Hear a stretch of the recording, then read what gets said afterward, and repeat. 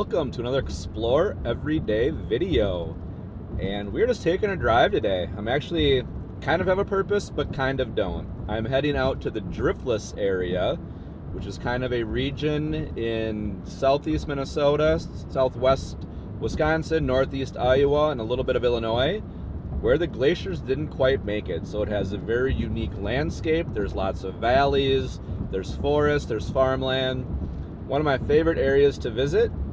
So I'm gonna go out and try to capture some images. The good news is it's a gorgeous day.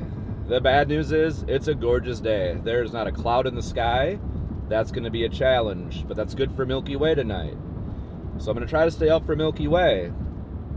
Good news is it's clear. The bad news is the moon is out, and the moon will be setting about 10:50. I could probably start shooting the Milky Way sometime around 9:30, but the Milky Way core is basically going to be where the moon is setting. So we have a few challenges today, but overall I'm super optimistic. Just a free evening to drive around and see what I can find. It's the last weekend of August right now, and you can tell we are on the verge of a season change. The greens are much darker than they are earlier in the summer of the foliage. The corn, everything looks tired, like it's ready for a change. So we should have really good saturated colors tonight, because the colors are they're dark, but they're very bright. We have all the summer flowers blooming right now, a lot of ragweed. We've got corn, we've got trees, we got soybeans. So really good color, but you can tell it just looks different. It's darker, it's starting to change. There's hints of fall everywhere you look now. So it's a great time just to be out in the country and see what we can find. So I've crossed over into Wisconsin, and I am heading down through Ellsworth, Plum City, Durand, maybe get over to Lake Pepin. This is kind of the whole area that I'm driving around in. I've storm chased out here, I've moon chased out here. So I know the area, but just gonna do some exploring. And I can already see the rolling hills and the valleys starting to show up just outside of River Falls. I hope you stick around, and let's find some photos tonight.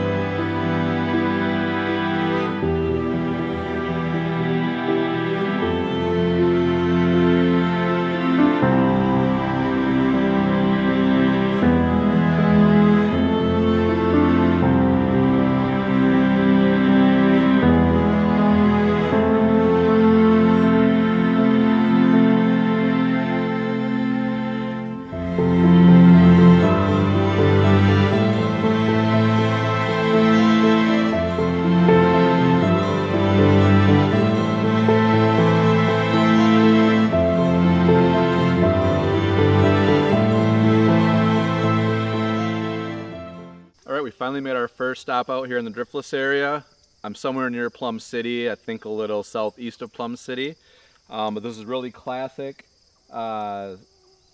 southwestern Wisconsin Driftless area scenery right here. We got the ridge line, kind of the bluff. We have bluffs over on the far side, and then you have the farm fields that kind of run through these valleys. So just very scenic. And photography wise with this shot, I've got my 70 to 180 on, and I'm just trying to get the corn rows going down the valley. So that was one shot I got here. And then if it shows up, there's actually a tree up on the hillside there starting to change. I can really see the oranges in it, so maybe it's a maple or something that's already changing. So like I said, there's signs of the seasonal change coming about us now. So we have tree changing. We also have about a 50% moon just over the top of the bluff here.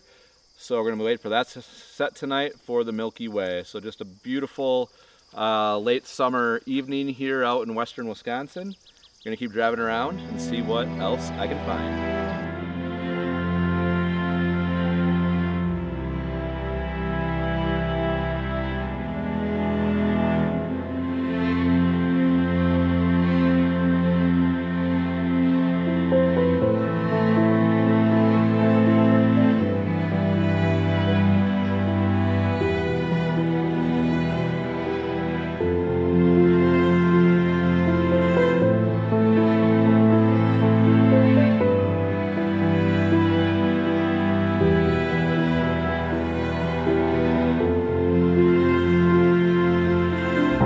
anytime you're out in western Wisconsin and you're anywhere near Ellsworth, you always have to run by the Ellsworth Creamery.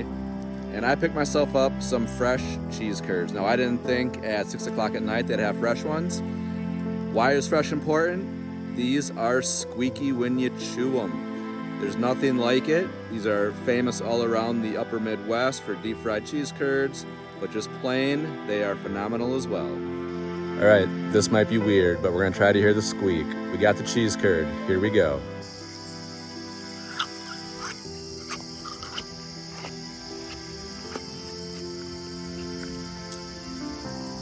That was probably weird, but hopefully you heard the squeak.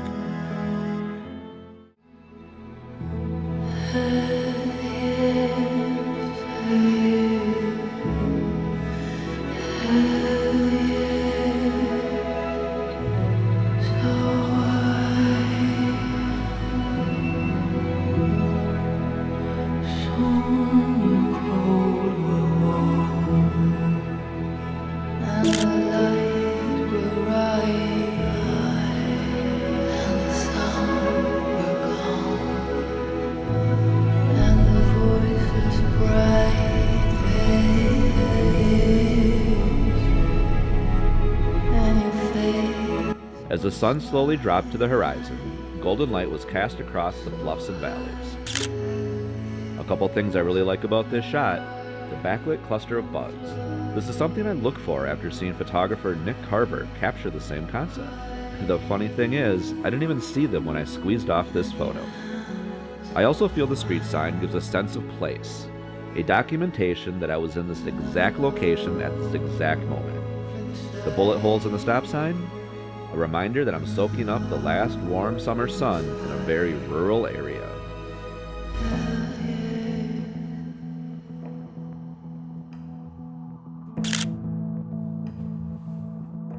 You can't drive more than a few miles in the Driftless area without seeing a curved road sign. It usually means you're dropping into another valley with a spring-fed trout stream on its journey to the Mississippi River. I like this shot with the curved road sign along a very straight road, but you can't see over the top of the hill. For me, it's a sense of wonder and exploration. What's over the hill? What's around the next corner?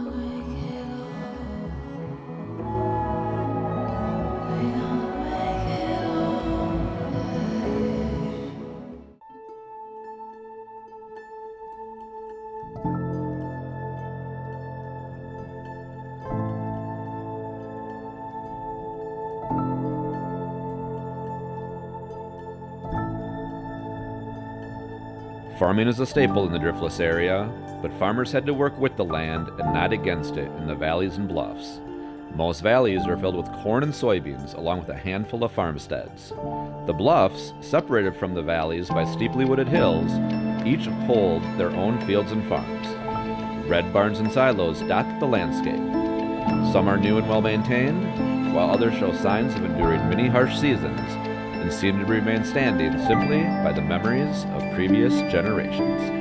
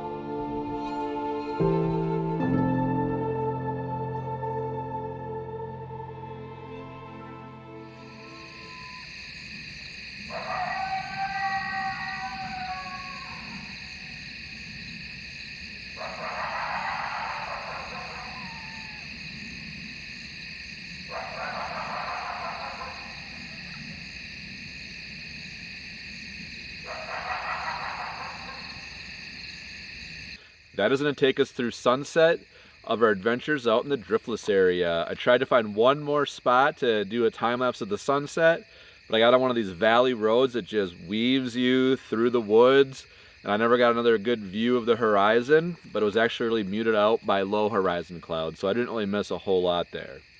So we didn't nail the sunset, but I did get some pictures that I really think I like while I'm out in the Driftless area here, and a lot of it's actually going to be drone, because I don't really think you can appreciate this area from the ground level necessarily. So I really flew the drone quite a bit. The most I've really flown it this summer, which was kind of fun. And you can really see the different patterns in the farm fields and the different bluffs and the valleys and the distance and really what this topography looks like. So I'm really excited to see how the drone footage comes out. So that's really going to show what this area is all about. So the sun is now set, it's getting darker. You can see about a 50% moon out there, which is really problematic for Milky Way shooting. So I could probably start shooting the Milky Way in an hour from now, but realistically the moon doesn't set till 10:50, so not until 11 really is it going to be starting to get really good. That is over 2 hours from now, so I got to decide if I'm going to linger out here in the middle of nowhere out in Wisconsin, or if I'm going to head home. Milky Way core season is rapidly coming to an end. We're at the very end of August here, so I do feel like I should really give it an effort to stay out here. So I'm going to go with the thought. I'm going to see you in a little bit for Milky Way.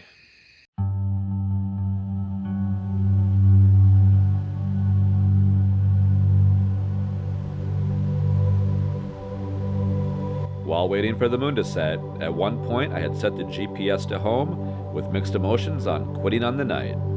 My route took me back through Plum City, and the lit up St. John the Baptist Catholic Church had caught my eye. Just a 10-minute distraction to line up an image was enough to change my mind to stay out for the Milky Way.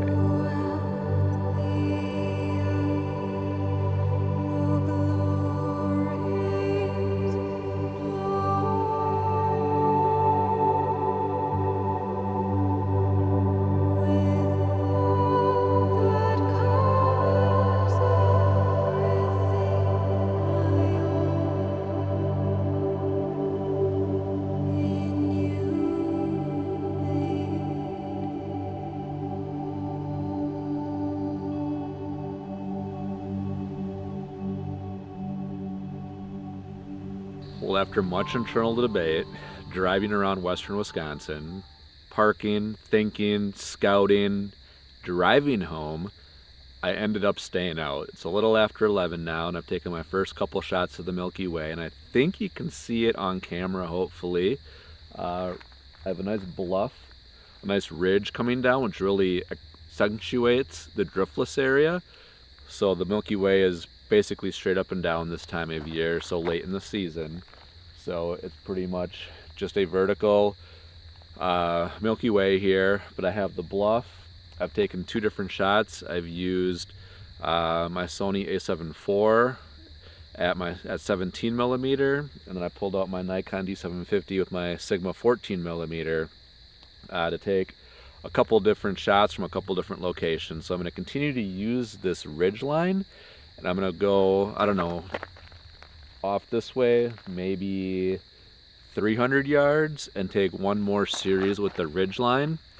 And then I think I'm in a valley here that if I head a mile or so off to my left, I think I can get the Milky Way going right down the valley, which could be pretty cool. So out in the middle of Wisconsin, it's getting chilly out. I've bulked up to another hoodie, but it feels good to be back out under the stars. So let me show you these couple shots here now, and then I'm gonna go work on a couple more. Let's go.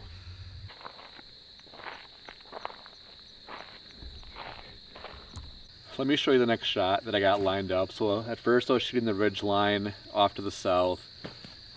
Now I'm a little more west here, and I kind of found this interesting street sign, stop sign, and then T yellow sign over there at the edge. So I actually had to get the camera down here in the ditch because there's actually a tree right off to the side that, with the 14mm on my Nikon, is impeding into the shot. So I had to get the wellies on so I could get down in the ditch. Everything is wet. It is so gross out here right now. I have to keep wiping my lenses to make sure I don't have condensation on there.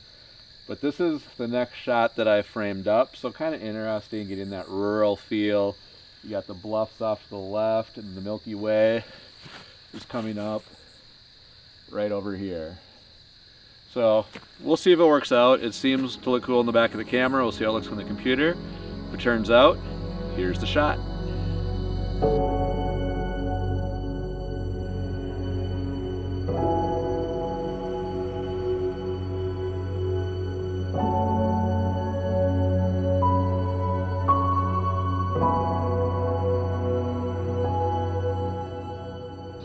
So I just want to take a minute and talk about my next shot here. So I have the stop sign right behind you there. Then I have the directional sign right here, you know, representing a T in the road. So I've got my 14mm shooting a vertical right up against it, and there's actually some flowers right in front of it. But what I did on this shot is I have my light that I use on 1% over here, just to give a little light on the sign so it comes out yellow, more yellow in the final image. So I've got my directional light, which is just a dimmable. I can change the temperature of it, make it warmer, make it cooler. And again, I just have it at 1%. So just a little something to give a little more light onto the sign.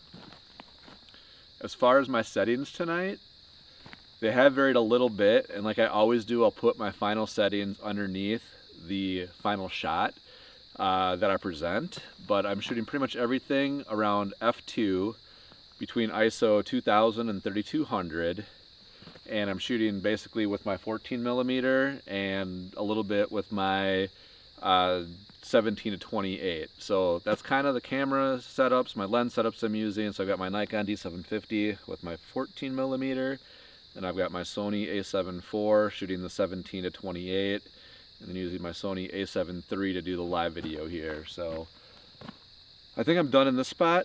I'm gonna go out to the main road and see if I can't maybe get a yellow stripe down the middle of the road with the vertical Milky Way in it. It's about 12:15 right now, so it's not late, but I'm an hour from home, and I gotta get home because Luna's home alone tonight. So I'm not sure how much more I'm going to stay out here. Like I said, I'm an hour out. But it's been a lot of fun being back out underneath the Milky Way. I did not do it nearly enough. I say that every year. It just gets busy. It's hard to blow a next day when you're out shooting late into the night. I've got, as you know, 2 young daughters, very active in sports. So I was able to get out tonight, end of the season here, so very excited about that. So let's go try to find one more shot. Let me get this all tidied up. In fact, I lost that camera for about 2 minutes. It's so dark out here, I finally had to turn the headlamp on and figure out where the heck I left it. I'm lucky I didn't walk into it and knock it over. So let's move and find at least one more Milky Way shot here.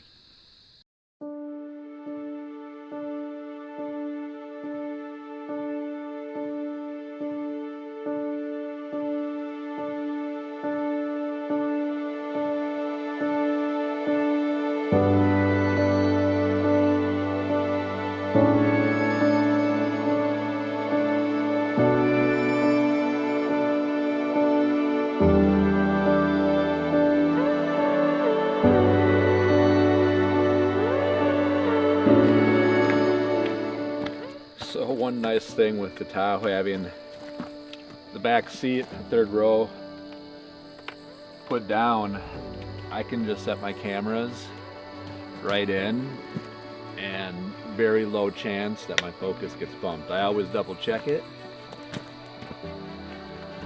but I can slide the camera just in, just like that. Quick setup when I get to the next spot. Just grab the whole tripod, quick spot check the focus, and off we go to shooting. So let's move.